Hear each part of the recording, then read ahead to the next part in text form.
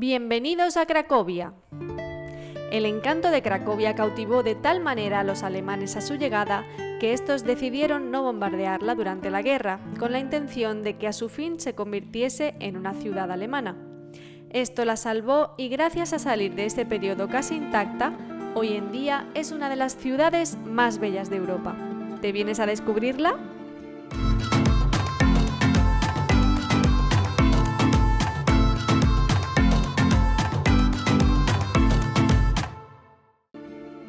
Antes de comenzar nuestro recorrido, debemos ponernos en contexto y repasar brevemente la historia del país, ya que Cracovia fue durante muchos años la capital de Polonia y esta no se entiende sin ella. Así que, ¡vamos allá! Polonia aparece como nación durante el siglo X bajo el liderazgo de Mieczysław I, quien la convirtió al cristianismo y gobernó sobre la tribu de los polanos al principio, de los cuales toma su nombre el país. En el siglo XIV se formó la Mancomunidad Polaco-Lituana, llegando a convertirse en uno de los imperios más importantes de Europa durante los siguientes 3 siglos.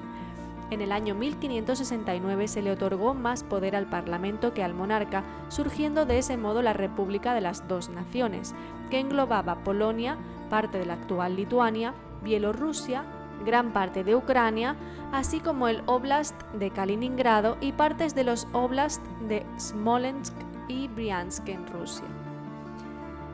En la segunda mitad del siglo XVII, tras haber perdido algunos territorios, la Mancomunidad se alió con el Sacro Imperio Romano Germánico para derrotar al Imperio Otomano, acabando así con los más de 250 años de amenaza para el cristianismo.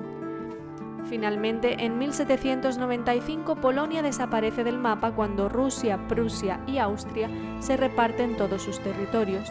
Y, aunque Napoleón, tras derrotar a Prusia, restableció el Estado polaco creando el Ducado de Varsovia en 1807, este no fue muy duradero, ya que cuando el francés fue derrotado en 1813, el territorio se repartió de nuevo entre los ganadores. 2 años después apareció la ciudad libre de Cracovia, un estado garantizado por los 3 países vecinos que acabó anexionándose a Austria 31 años después. Así que no fue hasta el año 1918, ya finalizada la Primera Guerra Mundial, cuando Polonia logra recuperar su independencia. Sin embargo, en septiembre de 1939, la Alemania nazi invade Polonia. A los pocos días lo hacen los soviéticos y ambos se reparten de nuevo el territorio. Tras la derrota de Alemania, el Ejército Rojo les obliga a retirarse y ya en la posguerra se crea la República Popular de Polonia, un estado satélite de la Unión Soviética. A finales de la década de los 80, el movimiento Solidaridad, apoyado por otras potencias occidentales, logra poner en jaque al régimen comunista y se aprueba un nuevo gobierno no comunista que da lugar a la actual República de Polonia. Ahora vamos a conocer los orígenes de Cracovia. Existen pruebas arqueológicas que sugieren que se estableció un asentamiento en la Edad de Piedra en la colina Babel. Cuenta la leyenda que su fundador fue Cracus, el jefe de la tribu eslava de los Vistulanos, de quien adquiere su nombre la ciudad. Este primer asentamiento se construyó sobre una cueva ocupada por un dragón. Muchos caballeros intentaron desalojar al dragón luchando contra él sin éxito alguno, hasta que un ingenioso zapatero dio con la solución. Le dejó como cebo una figura con apariencia de oveja rellena de azufre. El dragón se la comió, bebió el agua del río Vístula y estalló. Como compensación, el rey lo casó con su hija. En la actualidad todavía se pueden ver los cimientos de este asentamiento en el recinto del castillo de Babel, así como también se puede visitar la Cueva del Dragón, cosa que no merece mucho la pena ya que es de pago y solo es una cueva oscura en la que no hay nada especial. Lo que sí es muy típico es esperar frente a la escultura del dragón que hay a la salida de la cueva para verlo lanzando fuego. En el siglo X, bajo el reinado de Casimiro el Restaurador, Cracovia se integró dentro del Reino de Polonia y pasó a ser su capital desde el año 1038 hasta el 1596, cuando tras un incendio en el Castillo Real de Babel, el rey Segismundo III decidió trasladar la capital a Varsovia. Aunque se cree que este fue provocado y el verdadero motivo era la necesidad de ubicar la capital en un lugar central entre las capitales de la Mancomunidad Polaco-Lituana y por su cercanía al puerto de Gdansk, que siempre estaba bajo amenaza sueca. En el siglo XI se comenzó a construir la Catedral de Babel y tuvo que ser reconstruida en varias ocasiones. La actual data del siglo XIV y predomina el estilo gótico en su nave central. Alrededor de ella se fueron construyendo capillas en diferentes estilos a lo largo de varios siglos. Este fue el lugar de coronación y sepultura de los monarcas polacos, incluso después de trasladar la capital a Varsovia. No te puedes perder la capilla de Segismundo, la obra renacentista más destacada de Polonia, y la torre y campana que llevan también el nombre de su fundador. Esta famosa campana con sus 11 toneladas fue la más grande de Polonia hasta el año 2000. Frente a la catedral hay una escultura del Papa Juan Pablo II, quien antes de ostentar este cargo fue arzobispo de Cracovia. Otro detalle que vemos mientras nos adentramos en el recinto del castillo son las placas con los nombres de aquellos donantes que contribuyeron a la restauración de la muralla que lo protege. Además, cuando los nazis invadieron Polonia, la ciudad se convirtió en capital del gobierno general de los territorios polacos ocupados y su gobernador, Hans Frank, estableció su residencia oficial en el Castillo Real de Babel. Ahora bien, en la colina de Babel comienza y termina el Parque Planty, que rodea toda la ciudad vieja. Este era el lugar que ocupaban las murallas de la ciudad hasta que se decidió demolerlas para que ésta pudiera crecer. Hoy en día es un lugar para dar un bonito paseo rodeado de naturaleza y paz. Si vamos rodeando el parque, justo a mitad de camino, nos encontramos de frente con la barbacana. Esta estructura defensiva de final de la Edad Media estaba conectada a las antiguas murallas mediante un pasadizo cubierto que conducía a la Puerta de San Florián. De hecho, en la actualidad se puede ver en el suelo una hilera de adoquines que marcan el lugar donde se encontraba este pasadizo, que en sus inicios fue un puente levadizo, ya que estaba rodeada por un gran foso. Además, forma parte de la conocida como Ruta Real que realizaban los reyes cuando eran coronados o el día de su entierro. La procesión comenzaba en la plaza de Matejko, delante de la iglesia de San Florián. A continuación, el monarca, acompañado por sus súbditos, pasaba por la barbacana y entraba en la ciudad por la Puerta de San Florián, punto oficial de inicio de esta ruta, que adopta su nombre por el santo que adorna su fachada interior, el patrón de Polonia. Después seguía por la calle Florianska, hoy en día una animada calle comercial, para adentrarse en la plaza del mercado y las calles Grodzka y Kanonitsa, para llegar a la catedral y el castillo real en la colina de Babel. Ya dentro de las murallas y muy cerca de la barbacana se encuentra el Teatro Juliusz Słowacki. Fue erigido en 1893 sobre las ruinas del convento e iglesia del Espíritu Santo en estilo ecléctico, tomando como referencia el de la Ópera Garnier en París o la Ópera de Viena. Fue el primer espacio en el que se instaló alumbrado eléctrico de Cracovia y el primer lugar de Polonia donde se presentó el cinematógrafo de los hermanos Lumière. Ahora trasladémonos al lugar más importante del centro histórico de Cracovia, su Plaza del Mercado, la plaza medieval más grande de Europa con sus 40.000 metros cuadrados. Cracovia ya en el siglo X era un importante centro de comercio y esta plaza es un gran reflejo de ello. Uno de los mayores emblemas de la ciudad es la Basílica de Santa María. Desde su torre más alta, cada hora en punto sigue entonando el trompetista el Heinal, una canción muy breve que oirás en 4 ocasiones, coincidiendo con los 4 puntos cardinales en los que la hace sonar para avisar a toda la ciudad. Esto se hace en honor al valiente vigía que desde su puesto en la torre vio a un ejército acercarse para invadir Cracovia. Para alertar a todos tocó la trompeta, pero uno de los arqueros del ejército que se aproximaba le disparó una flecha y le dio en el cuello, causando su muerte al instante. Por eso la canción termina de forma repentina. Si al acabar la melodía saludas al trompetista y éste devuelve tu saludo antes de cerrar la ventana, volverás a Cracovia. Otra leyenda que acompaña a esta basílica está relacionada con sus 2 torres desiguales. Se cuenta que la burguesía de Cracovia encargó a un par de hermanos levantar una iglesia con 2 torres gemelas de la que poder presumir en toda Europa. Los hermanos trabajaron por separado compitiendo por ver quién era capaz de hacer la torre más alta y más bonita en menos tiempo. El hermano mayor se encargaba de la torre sur y el pequeño de la torre norte. La primera empezó a crecer con más gracia y a mejor ritmo que la segunda, cosa que el Benjamín no logró asimilar. Su frustración era tal que una noche invitó a su hermano a dar un paseo por la ribera del Vístula, donde lo mató a cuchilladas y tiró su cuerpo al río. Así el joven consiguió superar la obra de su hermano y ganarse la admiración de toda la ciudad. Sin embargo, no logró disfrutar de su éxito por el sentimiento de culpa que le acompañaba. Así que un día decidió confesar ante su grandiosa obra llamada Centinela o Heinalitza para darse muerte con el mismo cuchillo con el que le quitó la vida a su hermano. Hoy este cuchillo cuelga en una de las entradas a la Lonja de los Paños en la misma plaza. Independientemente de la leyenda, la razón de que una de las torres sea más alta que la otra es para poder cumplir bien su función de centinela, tal y como indica su nombre. De lo contrario, la otra torre hubiese obstruido la visibilidad de esta. Hoy en día se puede subir a esta torre y desde allí se obtienen maravillosas vistas, pero no olvides reservar con suficiente antelación porque las entradas se agotan enseguida.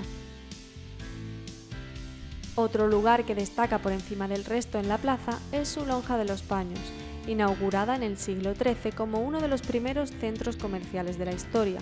En sus inicios estaba compuesto por tenderetes y más tarde se transformó en el gran edificio que vemos hoy, en el que encontrarás una gran variedad de artesanías, productos tradicionales de la zona y souvenirs para turistas. También veremos la Torre del Reloj, la única parte que se conserva del antiguo ayuntamiento de Cracovia. Cuando la ciudad comenzó a perder poder, el ayuntamiento comenzó a deteriorarse. En 1820 se trató de reconstruir, pero el trabajo se realizó tan mal que finalmente se tuvo que demoler. Junto a esta torre podemos ver en la actualidad una escultura de bronce, obra del artista Igor Mitoray, llamada Eros Bendato. En ella se representa la cabeza de Eros, dios del amor y del deseo, con vendajes y sin ojos, por lo que se dice que hace alusión al amor ciego, a perder la cabeza por amor y a las heridas que va dejando el paso del tiempo. También se dice que son sus visitantes los que le otorgan la visión, cuando se asoman a las cuencas vacías de sus ojos para hacerse la típica foto. Entre los cracovianos se le conoce como la cabeza y es un punto de encuentro muy habitual. Y ya que hablamos de cultura, trasladémonos al Collegium Maius, el edificio universitario más antiguo de Polonia que data del año 1400. Pero retrocedamos en el tiempo. En el siglo XIV, el Papa Urbano V concedió permiso a Casimiro III el Grande para establecer una sede de enseñanza superior en Cracovia, con la condición de que no se impartiesen clases de teología en ella. En 1364, el monarca fundó la universidad con el nombre Academia de Cracovia. Tras la muerte de Casimiro III, la academia decayó, pero en el siglo XV vivió su época de mayor esplendor gracias al apoyo de la reina Eduviges I, quien obtuvo el permiso del Papa para crear la Facultad de Teología. Además, en su testamento legó a la universidad todos los fondos necesarios para su renovación y su marido, el rey Vladislao II Jagellón, cumplió la última voluntad de su esposa reiniciando las clases en un primer edificio el año 1400. Y ya en el siglo XV se creó el Collegium Maius de la unión de este con las casas colindantes. La Universidad Jagellónica es la escuela superior más antigua de Polonia y la segunda más antigua de Europa Central, por detrás de la Universidad de Praga. En ella estudiaron personalidades de la talla de Nicolás Copérnico, el Papa Juan Pablo II y también lo hizo la primera estudiante femenina 500 años antes de que estuviese permitido, haciéndose pasar por un chico. Hoy en día en su patio central se puede ver el antiguo reloj en el que cada 2 horas tiene lugar un peculiar desfile de tallas de madera acompañado por unas notas musicales. Vayamos ahora al barrio judío. Para ello cruzaremos la calle Józefa Dydla, que antiguamente fue un afluente del río Vístula y la frontera divisoria entre Cracovia y la ciudad independiente de Kazimierz. El rey Casimiro III la fundó dándole su propio nombre en 1335, y para que ésta creciera más rápido, a pesar de ser un rey muy católico, aprovechó la persecución que sufrían los judíos por toda Europa y les ofreció a estos cobijo y una vida en paz dentro de esta ciudad, en la que se les respetaría sus costumbres y su religión. La convivencia entre judíos y cristianos fue buena hasta la muerte de Casimiro III.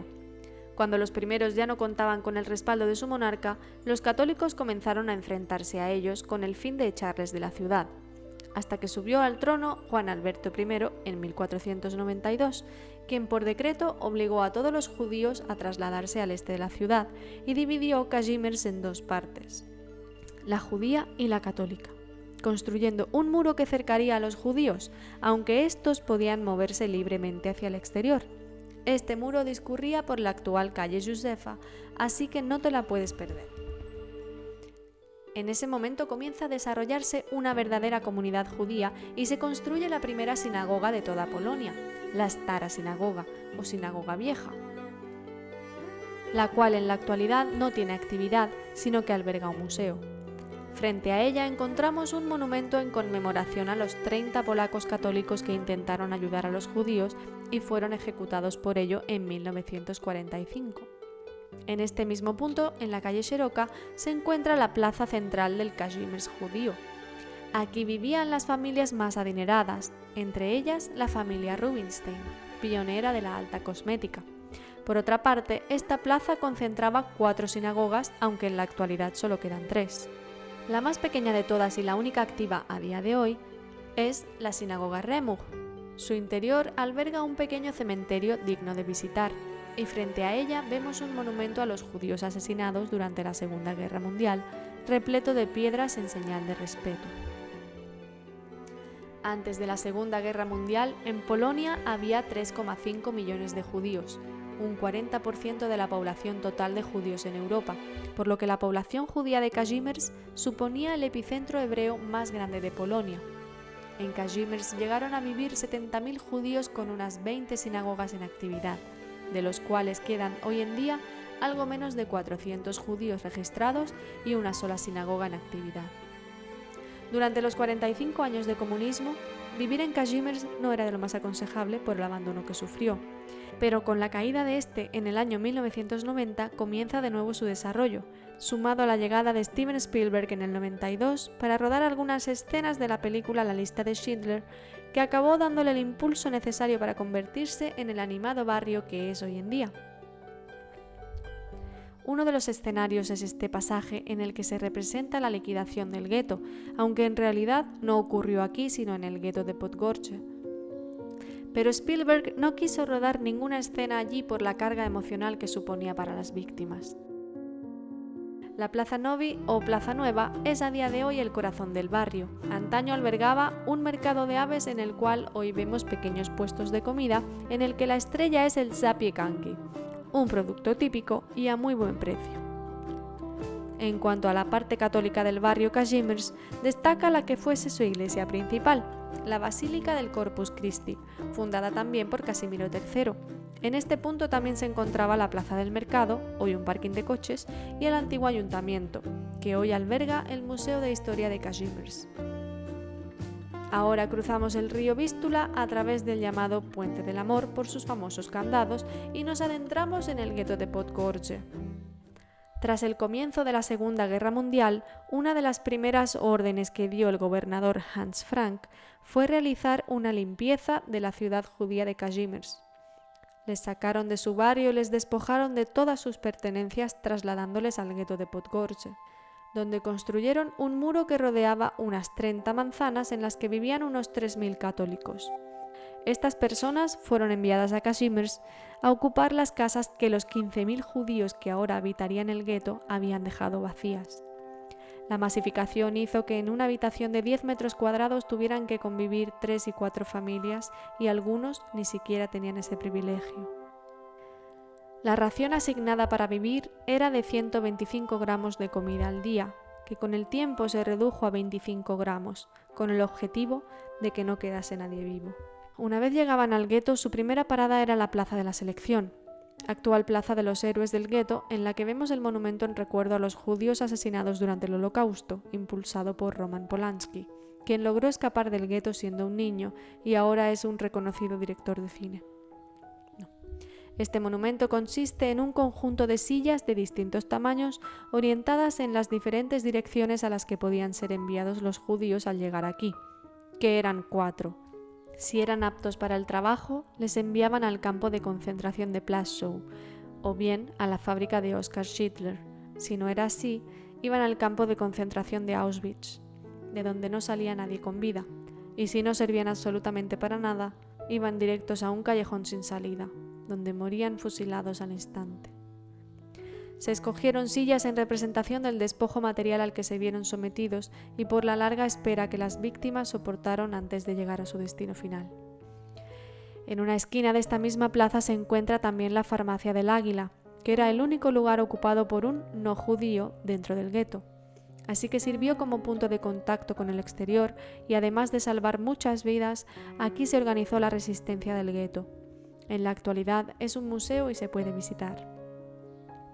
También muy cerca de aquí se encuentra la ya mencionada fábrica de Oskar Schindler, un empresario alemán que en un primer momento quiso aprovecharse de la mano de obra barata para enriquecerse y al final acabó arruinado por salvar a unos 1.200 judíos ofreciéndoles trabajo en su fábrica para evitar su deportación. Puedes hacer una visita guiada por la fábrica para conocer mejor su historia. Además, si queréis ver el único fragmento de muro que queda hoy en pie, tenéis que dirigiros a la esquina en la que confluyen las calles Bolesława Limanowskiego y Wowska y lo encontraréis. En este se ve claramente cómo se asemeja a una sucesión de lápidas, lo que anunciaba cuál sería su final y contribuía a destruirlos también psicológicamente. Y antes de poner fin a este recorrido por la historia y lugares emblemáticos de Cracovia, hagámoslo con una actividad que podemos realizar en la actualidad que nos dará una visión aérea de esta vibrante e intensa ciudad que hemos ido descubriendo. No es barato, pero sí curioso. Consiste en un globo que solo se desplaza de arriba a abajo y desde el que se ve toda la ciudad y los barrios que la componen. Sobre todo, es recomendable hacerlo en días despejados. Asimismo, recordad que muy cerca de Cracovia se puede visitar el campo de concentración de Auschwitz, al que hay que dedicarle una mañana al completo, casi 3 horas de trayectos de ida y vuelta y otras 3 horas de visita guiada. Se puede visitar de manera gratuita sin guía, pero, aunque es una visita muy dura, lo mejor es hacerlo con guía para comprender todo lo que allí sucedió y no olvidar nuestro pasado para no volver a repetirlo.